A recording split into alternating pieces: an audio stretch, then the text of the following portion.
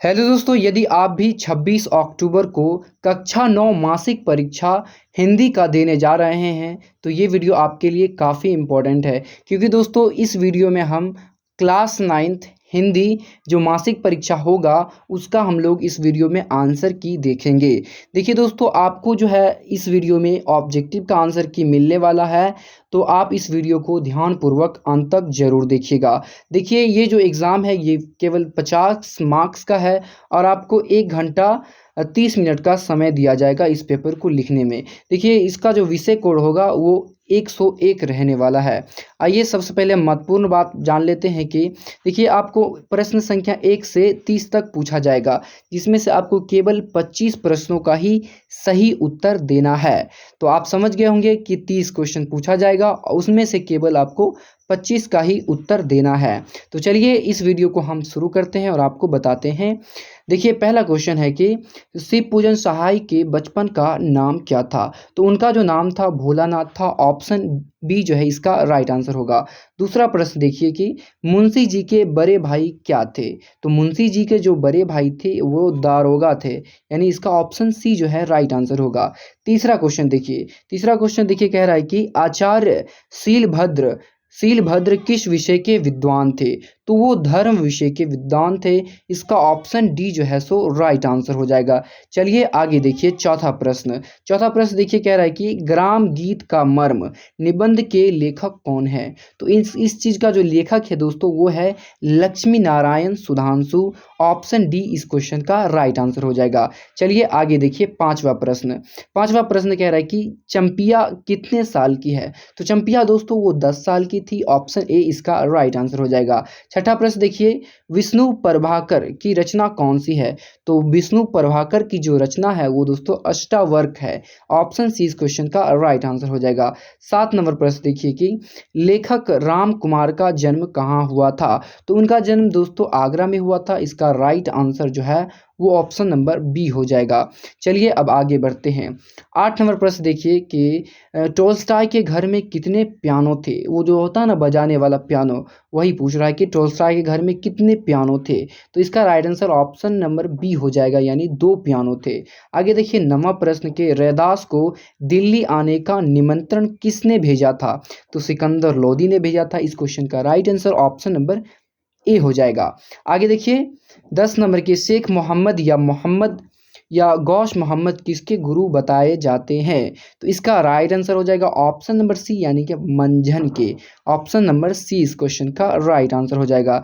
चलिए आगे देखिए 11वां नंबर प्रश्न है कि खालसा पंथ की स्थापना किसने की थी? तो इसका जो स्थापना है गुरु गोविंद सिंह जी ने किया था।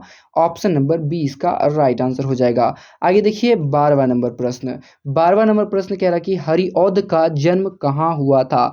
तो इसका राइट आंसर जो हो जाएगा ऑप्शन नंबर डी हो जाएगा कि आजमगढ़ में हरिऔध का जन्म हुआ था। आगे देखिए 13th number question, Mahadevi Verma की रचना निम्न में से कौन है? तो यामा है। ऑप्शन नंबर ए जो है 13 नंबर का राइट आंसर हो जाएगा। चलिए अब आगे बढ़ते हैं। आगे है 14 नंबर प्रश्न कि आ रही रवि की सवारी कविता के रचनाकार कौन है? तो इसका right answer option number C हो जाएगा हरिवंश राय बच्चन जी। आ रही रवि की सवारी के रचनाकार है। आगे देखिए 15 नंबर सवाल के दीप बुझे हैं जिन आँखों के, इन आँखों को ज्ञान मिलेगा, किस कविता की ये पंक्ति है? तो ये है पूरा हिंदुस्तान मिलेगा कविता की पंक्ति है। आगे बढ़ते हैं 16 नंबर प्रश्न देखिए कि मौ का उच्चारण स्थान है। तो मौ का जो उच्चारण स्थान है दोस्तों वो ओष्ठ है। ऑप्शन नंबर ए इसका सही हो जाएगा, यानी होंठ। आगे बढ़ते हैं। आगे देखिए 17 नंबर प्रश्न के खिचड़ी शब्द है, आपको बताना है खिचड़ी कैसा शब्द है? तो ये है दोस्तों देशज, यानी ये देशज है। आगे देखिए 18 नंबर प्रश्न की बुढ़ापा कौन वाचक संज्ञा है? तो ये आपको बताना है कि कौन सा वाचक है। तो ये देखिए बुढ़ापा दिखाई नहीं देता है, तो ये क्या है? भाववाचक हो जाएगा, यानी ऑप्शन सी इसका राइट आंसर हो जाएगा। चलिए आगे देखते हैं। आगे देखिए 19 नंबर सवाल के सर्वनाम के कितने भेद होते हैं? तो सर्वनाम के 6 भेद होते हैं। ऑप्शन नंबर सी इसका राइट आंसर हो जाएगा। आगे देखिए 20 नंबर के झूठा कौन वाचक विशेषण है? तो झूठा जो है दोस्तों वो किसी व्यक्ति का गुण होता है, तो इसीलिए हो जाएगा ये गुणवाचक। ऑप्शन ए इसका राइट आंसर हो जाएगा। आगे देखिए 21 नंबर सवाल के, हे भगवान मेरी रक्षा कीजिए, इस वाक्य में कारक है, यानी इस वाक्य में कौन सा कारक है आपको बताना है। तो देखिए ये जो है हम भगवान से संबोधन दे रहे हैं कि हे भगवान मेरी रक्षा कीजिए, इसलिए ये क्या हो जाएगा, संबोधन कारक का उदाहरण है। आगे देखिए 22 नंबर, बात बढ़ाना मुहावरे का अर्थ क्या होगा। तो उसका जो अर्थ होगा दोस्तों वो बहस छिड़ जाना। ऑप्शन ए इस क्वेश्चन का राइट आंसर हो जाएगा। आगे देखिए 23 नंबर सवाल के, अधपका शब्द में उपसर्ग है। तो अधपका शब्द में उपसर्ग बोलते हैं दोस्तों जो शब्द के आगे में लगता है, तो पका के आगे लगा है अध, तो इसका राइट आंसर अध हो जाएगा। ठीक है, आगे देखिए 24 नंबर के, दर्शनीय शब्द में प्रत्यय है। तो प्रत्यय हम बोलते हैं जो लास्ट में लगता है, तो दर्शनीय में ये लग रहा है, ऑप्शन नंबर बी में दिया है, यही राइट आंसर हो जाएगा।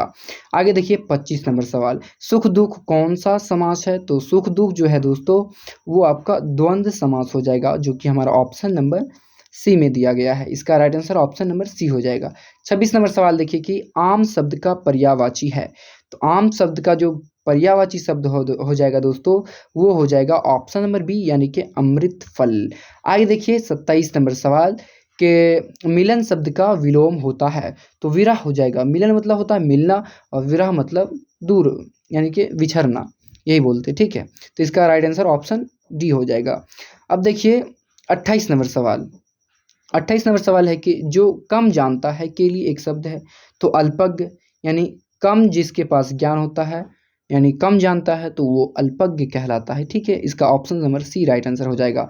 देखिए 29 नंबर सवाल, मनोहर का संधि विच्छेद होता है। तो मनः प्लस हर, जो कि हमारा ऑप्शन ए में दिया गया है कि मनः प्लस हर मनोहर शब्द का संधि विच्छेद हो जाएगा।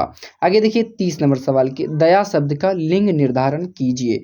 तो दया एक स्त्रीलिंग शब्द है, इसका right answer option number B हो जाएगा। तो दोस्तों हमने आपको इस वीडियो में क्लास 9th हिंदी के 30 ऑब्जेक्टिव बता दिए हैं। अगर आपको लगता है कोई हमने गलत बताया है तो आप उस क्वेश्चन का राइट आंसर कमेंट बॉक्स में ज़रूर लिख दीजिएगा। तो मिलते हैं आपको इसके सब्जेक्टिव क्वेश्चन आंसर के साथ, तब तक के लिए आप इस चैनल को सब्सक्राइब कर लीजिए ताकि इसी तरह के वीडियो आपको मिलती रहे। धन्यवाद।